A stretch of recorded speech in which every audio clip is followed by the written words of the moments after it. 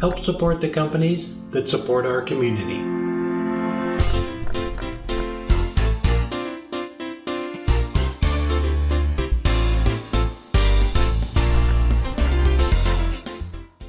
Alright, I'm starting out with a piece of maple burl, and it's 4.5 by 4.5 and 6 inches long.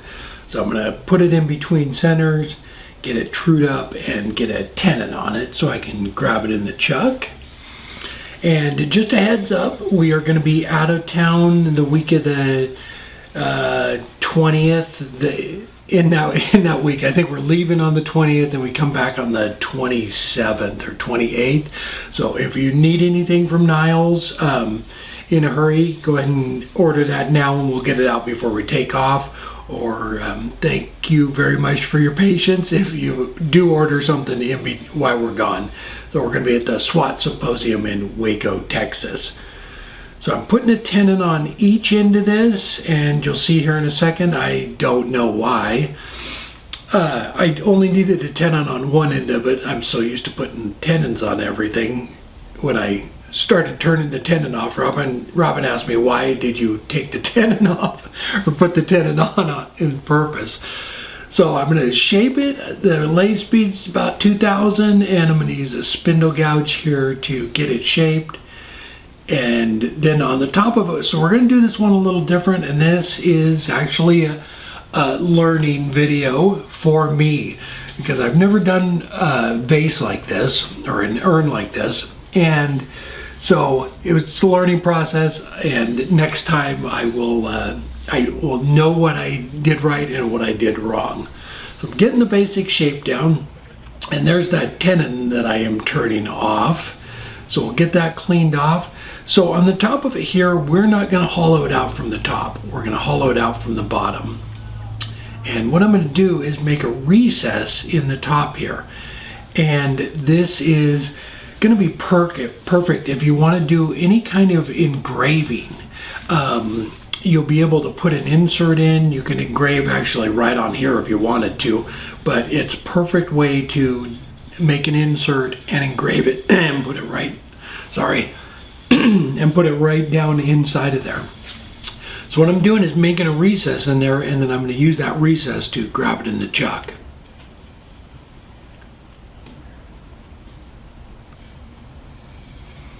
So, and the size on this doesn't really matter. You can, it all depends on the piece of wood.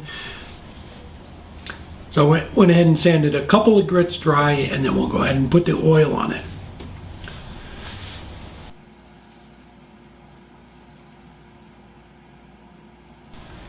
So this is a beautiful piece of maple burl. It is just amazing, has a beautiful grain in it. It does have an enclosure in it that gives me some problems towards the end, but it's, as far as grain goes, it is amazing. Just beautiful. So the walnut oil, I like to run through a couple of grits dry and then switch over to the oil, and that captures all that fine dust too. Sanded up to 600. It's actually really nice, and it's putting the finish on at the same time. So I went ahead and ran through all the way up to 600 on the top half of it, and then we will use that recess to grab it, flip it around, expand the jaws in the chuck, and then start working on the bottom of it.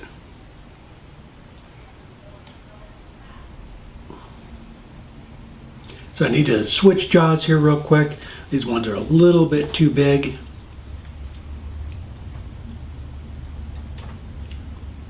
So this part of it here is when I start working on the bottom of it. So I am going to put a bronze threaded ring in the bottom of it so that when you open up the urn, you open it up from the bottom. And so Lyle Jamieson did a video, I'm going to say 6-8 months ago, making an urn where he put the threaded ring on the bottom of it, and it was a great idea. And I've been wanting to do one for a while, but it's finally got around to it. So at this part here, if you're going to try this, give yourself plenty of material. I cut it a little bit close. I was trying to kind of, shape it as I was going. Leave enough material on the bottom of it to where you have that to work with. And then that way you can adjust it for the taper of the vase. So I left it a little bit thick up there, so I'm putting a tenon, another tenon down on there, because I'm going to need to, that is actually going to be the lid of it when I'm done, but I need a way to grab a hold of it. So I'm kind of using the taper. I did leave it a little bit thicker than the main body of the vase, but not really enough. It actually worked out. It was actually like perfect, but I would give yourself a little bit of room to play with. So I'm going to part off that bottom part there, and I would have on the next one, I'm going to leave that a little bit bigger so I got more room to play with. So the other part is too, I talked about the bark enclosure on the side of it, and you can see it right there. If you're going to do one of these, start with a good solid piece of wood and work your way, or use that just so you know it's going to be good when you're done. So I should have stopped, and when I said it was a learning video for me, I should have stopped right here and filled all of that in with CA glue, because it pops out of there and it leaves some void some voids in there, and this is something I can't, I'm going to try and fill it later on and play around with it, but you need to have it a solid piece of wood, and there's some wormholes and things like that in it. So I used a Forstner bit to get the depth on it, so just bring that down, and you can see when I pull back the tailstock, I pull the quill back in, so keep that quill, don't run it all the way out. And I'm using the 2.5 inch low profile threaded rings, which is, again, another thing. I should have left the vase a little bit thicker, because it is really thin at that point. And this is when that little chunk of that bark pops out of there. I think it's because I just got it too thin right out there and it flew out, which I should have glued in. And it's still in there at that point, and I think right around here is when it disappears, and then I realized that you'll be able to see the threaded rings from the side. So definitely get a good solid piece of wood if you want to try this, just to practice. It's hollowing it out from the bottom is actually easier than hollowing it out from the top. You don't have to go around the corner. I use the number 1 hollower here in a sec to get out the rest of the material, and it's actually really pretty easy. You just go straight down the wall and then come around the bottom. So hollowing it out this way is a better way than coming in from the top. And then it's nice because that little recess in the top leaves you a spot to engrave something or embellish it or do it whatever you would like. So I just, like this right here, it's easy to get the wall thickness and just going straight in at that angle of the vase, and it was really quick and easy to get it all hollowed out.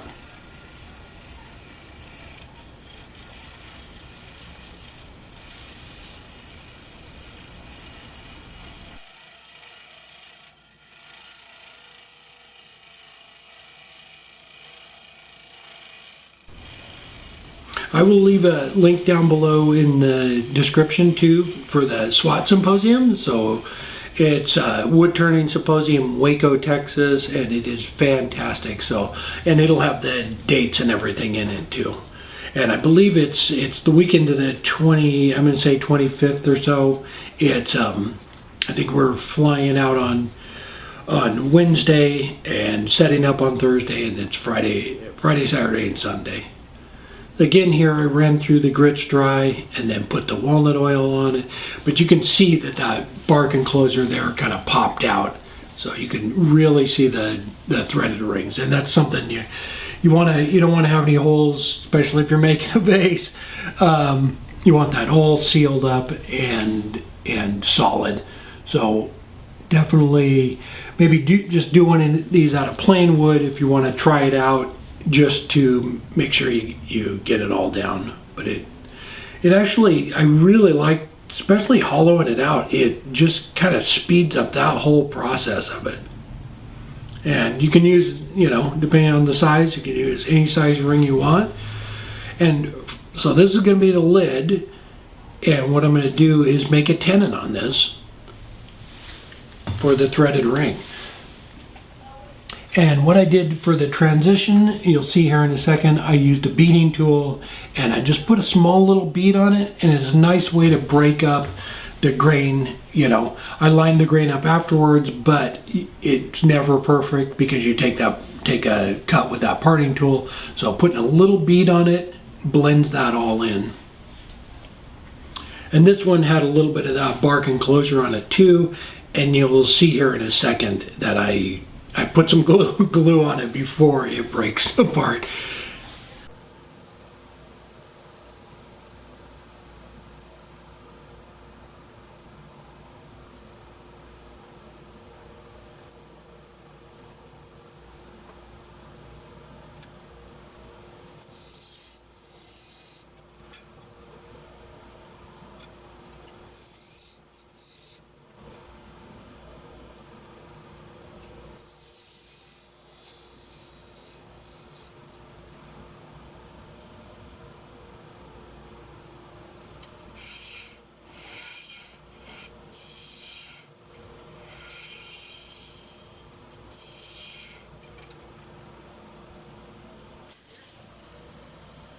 And same process here, just sanded with dry and then switched over to the walnut oil.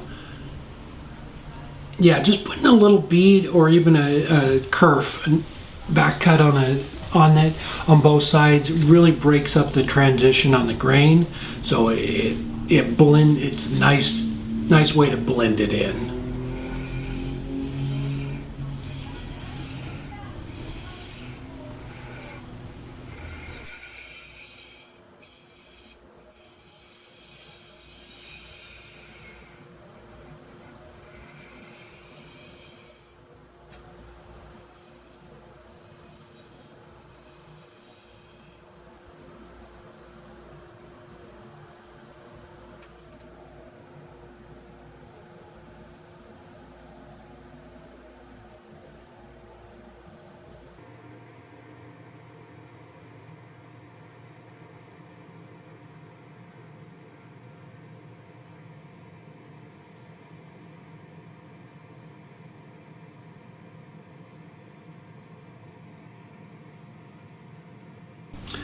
So I'm just gonna use the CA glue to put the rings on.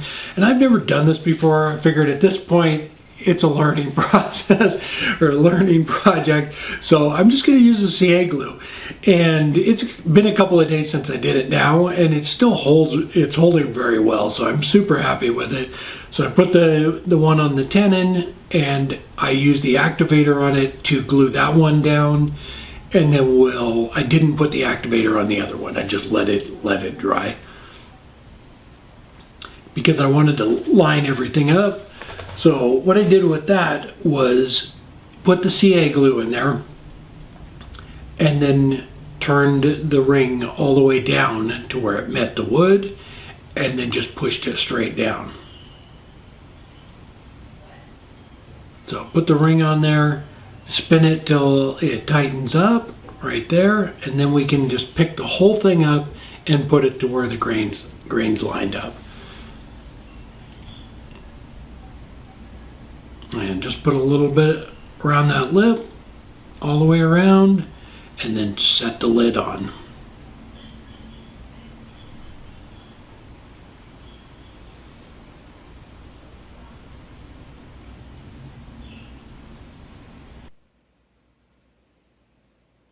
There we go. Again, it is maple burl. It's 5 inches tall and 4 inches in diameter, and the lid is on the bottom. So I think this is a great way to do urns and things like that. You can fill it that way. Obviously, you need to fill in any sort of imperfections in it.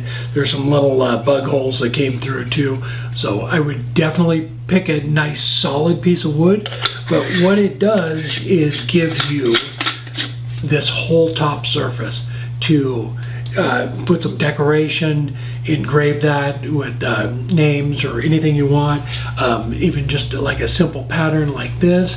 This one's a little bit too big, but something like that. You can use the joiner jig to decorate it, or you can use a laser engraver to actually write something out and then put it right into that recess and finish it off. So when we get back from the show, I am going to play around with this again and use a solid piece of wood, but it's a beautiful piece of maple burl. And it's really nice. I'll put a picture up here, or a detailed picture up here of that little bead. Just a simple little bead like that, or a kerf on it, will break up the transition so that the grain looks like it lines up. Because when you take a pass with your parting tool, it takes a little bit of that off, so it never actually lines up perfectly. But it was yeah, super excited about this. I think being able to flip it around, expand the jaws, works out perfect for hollowing it out from the bottom.